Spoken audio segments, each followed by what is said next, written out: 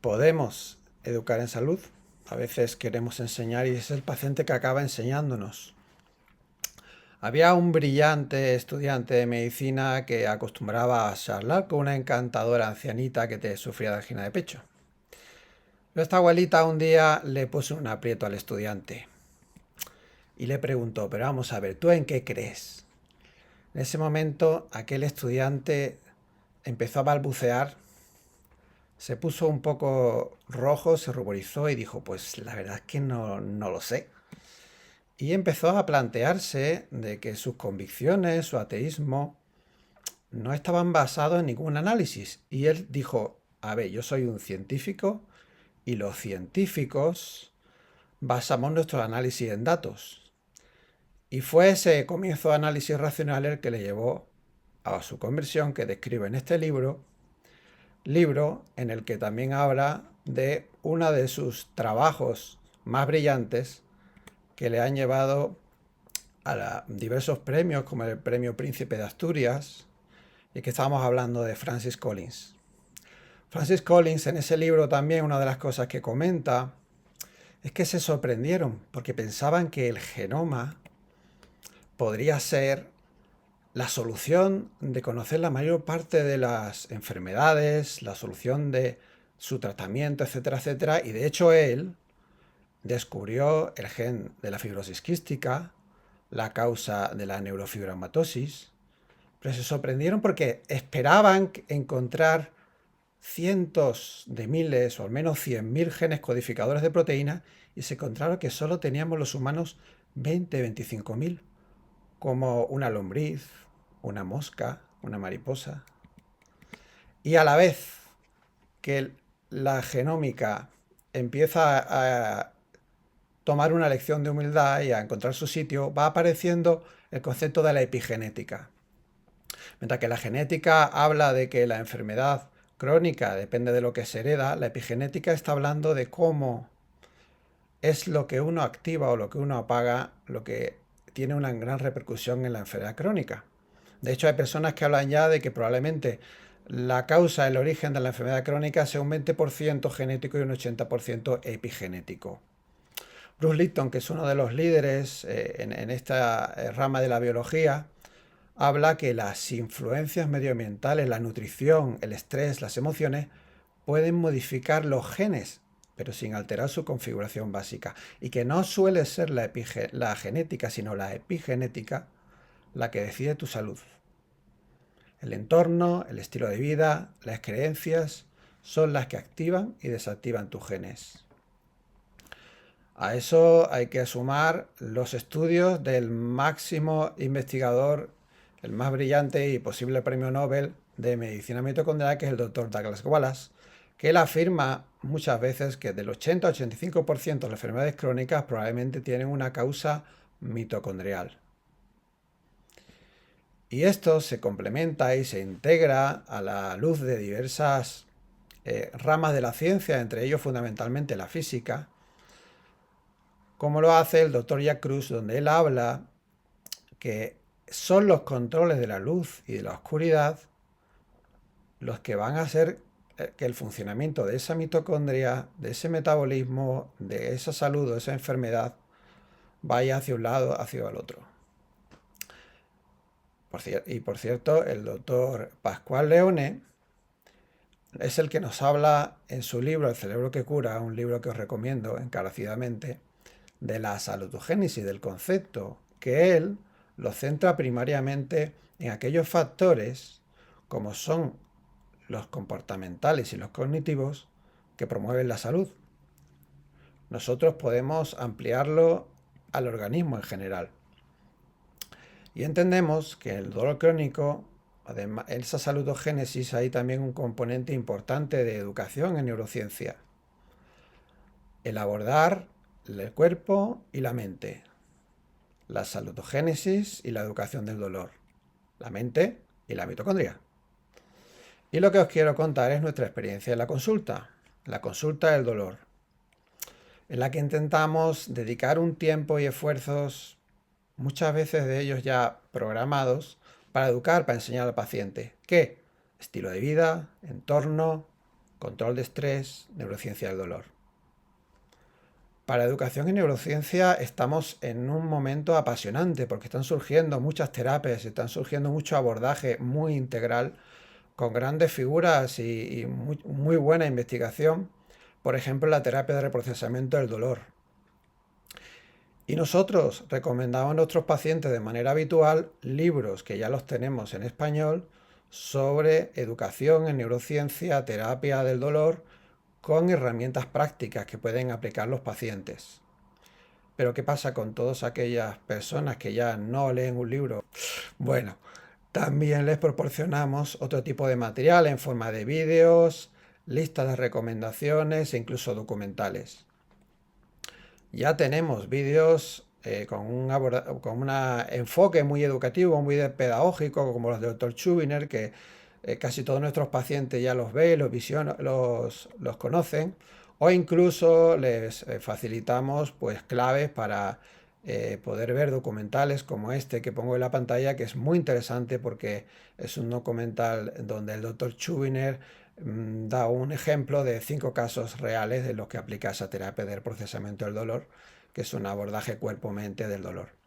Tenemos preparada ya lista de recomendaciones. Mira, esto es una copia de pantalla del ordenador con los archivos que tenemos preparados para repartir a los pacientes, donde les damos, por ejemplo, recomendaciones de dieta, dieta baja en deuterio, recomendaciones de sueño, ritmo circadiano, o incluso, para los que los prefieren, algunos podcasts recomendados. Pues hay gente que prefiere escucharlo mientras camina, van en el coche, mejor que leer o mejor incluso ver un vídeo.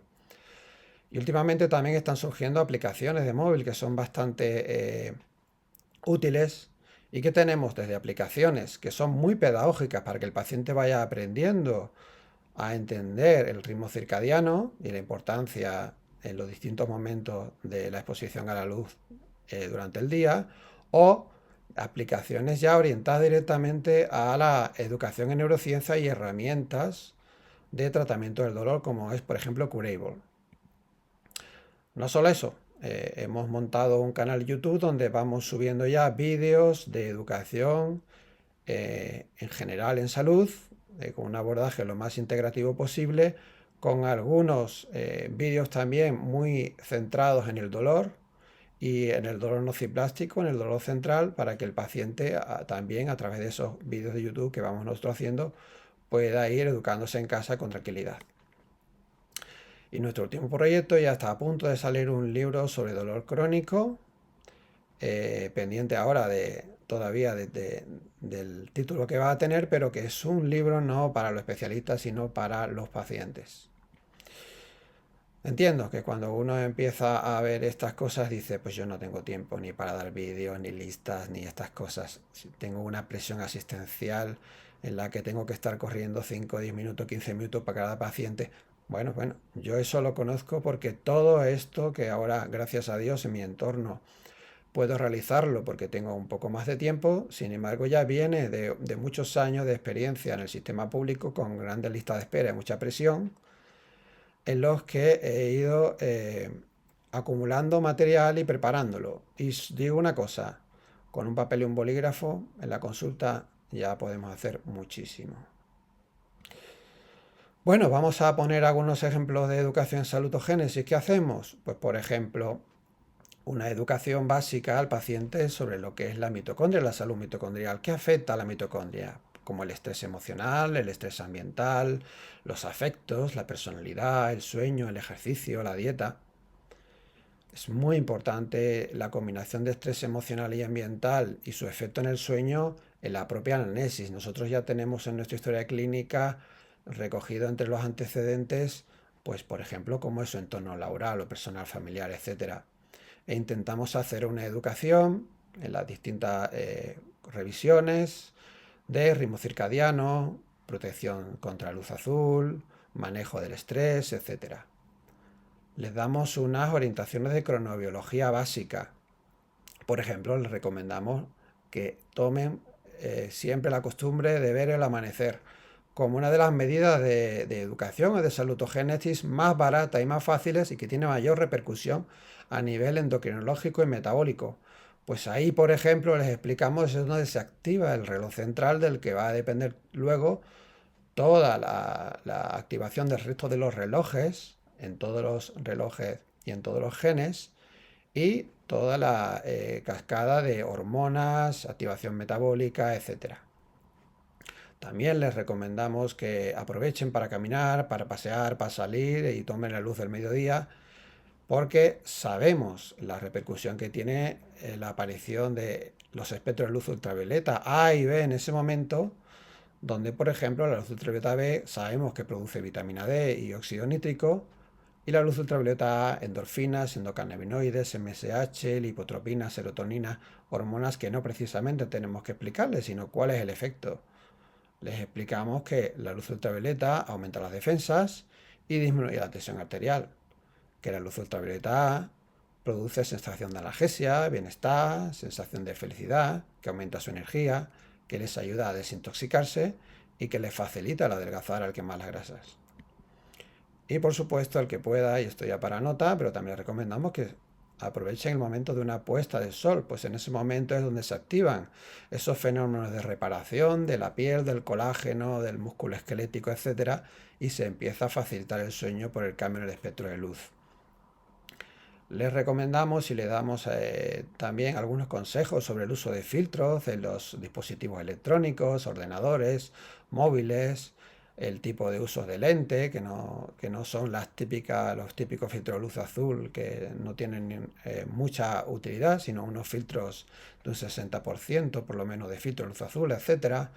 O consejos de iluminación al momento del atardecer, que es el más importante para mantener el nivel de melatonina, pues recomendándole cosas tan simples como que añadan luces rojas o luz ámbar, o el que pueda, pues esas luces ya más circadianas, más fisiológicas, que se van regulando a lo largo del día. Ahí, porque sabemos lo importante que es la protección de la retina como puerta del sistema nervioso central, el efecto que tiene en el sueño y en los fenómenos de reparación, de regeneración del que depende la hormona del sueño. Y los efectos deletéreos de esa luz azul nocturna a la que nosotros estamos habituados por nuestra forma de vida y que induce una arritmia circadiana. Les damos recomendaciones para protegerse de esa arritmia circadiana y evitar ese déficit de regeneración de la melanina.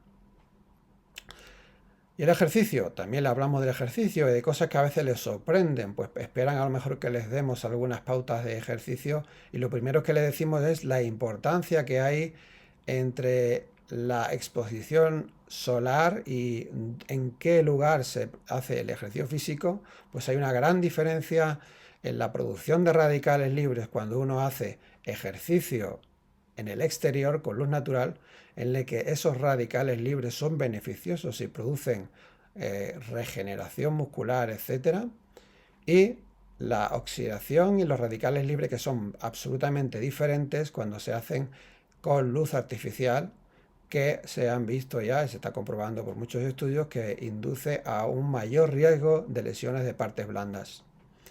De dieta le hablamos algunas cosas también, aunque solemos insistir que lo más importante en la salud metabólica es el ritmo circadiano, en la luz, en la oscuridad, pero también tenemos algunas listas preparadas, por ejemplo, de dieta baja en deuterio. El deuterio, que de manera somera les explicamos que es uno de los enemigos fundamentales de la salud mitocondrial, como pasa con la luz azul. El deuterio que destruye las ATPasas, esas que producen el ATP que el doctor Genaro nos estaba contando, y que se produce cuando hay un exceso de ese deuterio y que es mayor a la cantidad que tiene que haber de hidrógeno, que es lo normal. Y en cuanto a la luz azul, pues sabemos que la luz azul produce una disminución de ATP, pues frena su producción, que es lo contrario, que es lo que hace la luz roja e infrarroja, que aumenta la producción de ATP y agua metabólica. Como no, les recomendamos una dieta rica en omega 3, por el efecto que tiene a nivel de energía, de mitocondria, del sistema nervioso central, y una dieta local y de temporada que tiene que ver mucho también con el ritmo circadiano. De personalidad y estrés, siempre que damos alguna recomendación, y eso sí, por supuesto, se incluye siempre en los antecedentes del paciente y lo exploramos.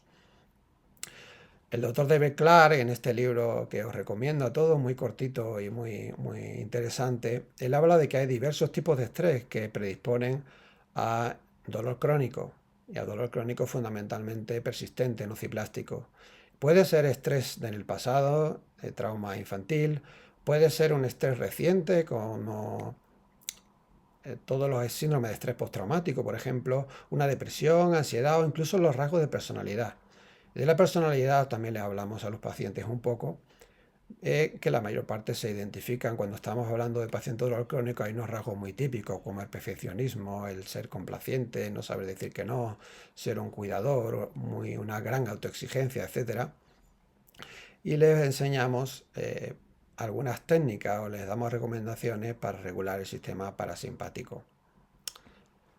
Y con esto es todo lo que os puedo contar por ahora. Dejaros ahí mi link para el canal de YouTube por si lo queréis utilizar también para vuestros pacientes en esta noble tarea de educar al paciente y dejarse educar por ellos. Muchas gracias.